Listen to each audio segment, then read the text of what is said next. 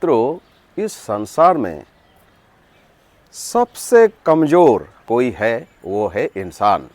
और इसका मूल कारण है उसका ऊर्जावान ना होना, क्योंकि ऊर्जावान व्यक्ति कभी भी इस तरह के संसार में आने वाले जो बाधाएं हैं उससे वो नहीं डरता, उसका मुकाबला करता है, उससे उबरने का वो सक्षम होता है। तो ये जो मूल कारण क्या है, ये जो हमारा शरीर है, ये शरीर वो सपोर्ट उसको नहीं देता। तो मैं आज आपको एक बहुत ही महत्वपूर्ण जो हमारे शरीर से संबंधित है वो मैं बताने जा रहा हूँ। और मैं वीडियो को आरंभ करूँ। मित्रों, मेरा प्यार भरा नमस्कार। मैं हूँ शुभेंदु चौधरी और आज का जो विषय है वह है आपका ये सारे जो बीमारियों का जड़, वो है आपका पेट। यानी आपका जो पेट है वहीं से शुरू होता है ये सारे जो विकारे, सारे जो आपका जो परेशानियां, सारे जो बीमारी का केंद्र है आपका पेट। तो हमारा जो पेट है जैसे एक गाड़ी होता है, उसमें केवल तेल और मोबिल डालने से वो सुचारू रूप से नहीं चलता, उसका इंजन ठीक होना बहुत ज़रूरी है। उसी तरह हमारे जो शरीर है, शरीर का जो इंजन है वो है आपका पेट। हमारा शरीर असलियत में तो है अन्नमय कोश, यानी कि ये अन्न का ही रूपांतर, transformation of food. The body is transformation of food. ये अन्नमय कोश कहा जाता है और ये अन्न से बना है, यानी कि अनाज से बना है। लेकिन अगर उसको जो शरीर के लिए आवश्यक है, वो आवश्यक जो पोषक तत्व उसको अगर नहीं मिलता अनाप शनाप खाने से, उसके बाद अज्ञानतावश या लालच के कारण, ये जीव लालच के कारण लोग जो है जो नहीं खाना चाहिए वो खाते हैं और उसके बाद उसका जो बदहजमी का शिकार होते हैं, इंडाइजेशन का शिकार होते हैं और वहीं से शुरू होता है सारे बीमारियों का साइड इफ़ेक्ट। उसका किडनी खराब होता है, लिवर खराब होता है, उसका सारे जो अंग है, हमारा सारे अंगों का ये जो जड़ है वो है आपका पेट। इसीलिए आपको ये अच्छी तरह समझ में आ जाना चाहिए कि आप ऊर्जावान नहीं हैं और इसके मेन कारण है आजकल के जो लोग हैं, ये जो है सुबह लेट उठते हैं। मैक्सिमम लोग लेट उठते हैं, लेट सोते हैं, लेट उठते हैं। तो इसमें क्या होता है, जो ऊर्जावान व्यक्ति आप देखेंगे वो अर्ली राइजर होते हैं। जो हमारे सूर्य उदय होता है, सूर्य उदय से पहले या सूर्य उदय के समय वो जग जाते हैं। और जो हमारा सूर्य जो है जब उगता है तो वो भरपूर मात्रा में वो ऑक्सीजन जो है वो पृथ्वी के सतह पर थ्रस्ट करता है, यानी कि ऑक्सीजन भरपूर मात्रा में उसको वहाँ पे उसका जो किरणें हैं उससे वो थ्रस्ट करता है, यानी कि दबाव डालता है, जिससे आपको भरपूर ऑक्सीजन मिलता है। और जो वो मॉर्निंग राइजर है, जो सुबह उठ जाते हैं, जो सूर्यास्त से पहले उठते हैं या सूर्यास्त के समय उठते हैं, उनको वो अगर बाहर निकले, टहलने निकले या कुछ एक्सरसाइज करे तो क्या होता है, वो जो ऊर्जा है वो ऊर्जा उसको प्राप्त होता है और प्राप्त होने से उसका जो शरीर है वो ठीक ढंग से काम करता है और वो ऊर्जावान हो सकता है। जैसे कि आप जरूर जानते हैं हमारे प्रधानमंत्री जी, वो उनका जो जीवन शैली है, और उसके बाद देश के मुख्यमंत्री माननीय योगी महाराज जी, उनका जीवनचर्या को देखिए। वो किस लिए इतना ऊर्जावान है, ये है इसका असली जो है खजाना। क्योंकि जो व्यक्ति सुबह उठ जाता है, सुबह से सूर्योदय से पहले उठ जाता है, वो ऊर्जावान होता है। क्योंकि उस ऊर्जा से उसका जो मस्तिष्क है, वो मस्तिष्क उसका खुल जाता है, जितना भी बंद नाव्स है वो खुल जाते हैं, और इस तरह उसका दिमाग भी जो है ठीक रहता है, क्योंकि उनका पेट ठीक रहता है, उनका पाचन क्रिया जो है वो ठीक होता है, दुरुस्त होता है, मजबूत होता है। और यही कारण है कि जो गलत खान पान से आपका पेट बिगड़ता है, आप जो खाते हैं जाने अनजाने में या अज्ञानतावश जो गलत चीज़ खाते हैं, उसका ही प्रतिक्रिया है, आपके पेट में वो रह जाता है, सड़ जाता है, वो डाइजेस्ट नहीं होता, और इसके बाद इससे आपका असली जो है आपका बीमारियों का एक एक अंग का, जो आपका लीवर, किडनी, कोलेस्ट्रॉल जो भी है, वो आपका निकलता है। इसका साइड इफ़ेक्ट जो है वो बीमारी है। तो कैसे आपका पेट को आप ठीक रख सकते हैं? आपका पेट ठीक रखने के लिए आप, एक तो है आप जल्दी उठा करें, और उठ के उसके बाद आप जो है, अब जाड़े का मौसम है तो आप जो है गुनगुना पानी बैठ के कम से कम जो है 2 ग्लास, बड़ी ग्लास से 2 ग्लास, आप जो बड़े हैं तो 2 ग्लास पानी आप धीरे धीरे पिए, अपने सलाइवा का साथ पिए, मुंह में जो लाड़ है उसके साथ पिए। और उसके बाद जो है आपको मैं एक एक्सरसाइज दिखाऊंगा, जिससे कि आपका जो ये पेट साफ होने का बहुत कारगर होगा। और वो है आपका इस तरह का, आप जो है आपका हाथ को इस तरह का सीधे, अब झुकना नहीं है, इस तरह का कमर ऐसा कीजिए, और इसके बाद इस साइड का भी ऐसा ही आप जो है साइडवेज आप टिल्ट होइए इस तरह, लेकिन आप झुकना नहीं है, बिल्कुल इस तरह साइड। तो ये आप 5-6 बार करें। करते हुए आप टहले, और आपका जो ये जो हाथ का इस भाग है, इसको आप इस तरह अपने अंगूठे से आप दबाएं, दोनों हाथों का इस तरह आप दबाएं, और टहलते हुए ये दबाएं, और तो आपका जो ये मोशन है, जो आपका जो पेट साफ होने का जो क्रिया है वो शुरू हो जाएगी, और उसके बाद बिल्कुल आपका पेट भी साफ हो जाएगा। और अगर इसके बाद भी आपका पेट नहीं साफ हुआ, इसका मतलब है आपके पेट में काफ़ी गड़बड़ी है, और उसके लिए जो है आप एक गुनगुना ग्लास पानी ले लीजिए, और उसमें थोड़ा सा नमक डाल दीजिए, और उस नमक सहित पानी को आप पिए। और पीने के बाद आपको जितना भी, आपको अगर 3-4 दिन से भी आपका ये जो पेट अगर साफ़ नहीं है, तो आपको आधे घंटे के अंदर आपका पेट साफ़ हो जाएगा।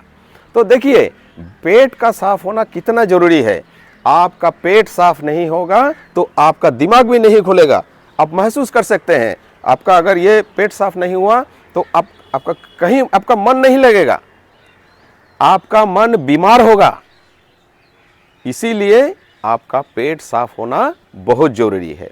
तो आपका पेट साफ़ हो गया, लेकिन आजकल का जो खान पान का जो सिस्टम है, इससे बचने के लिए, और आपका जो पेट है, आपका पेट में जितना आपके आते हैं जो, और तो उसको भी आपको फिर रीसेटिंग करना पड़ेगा।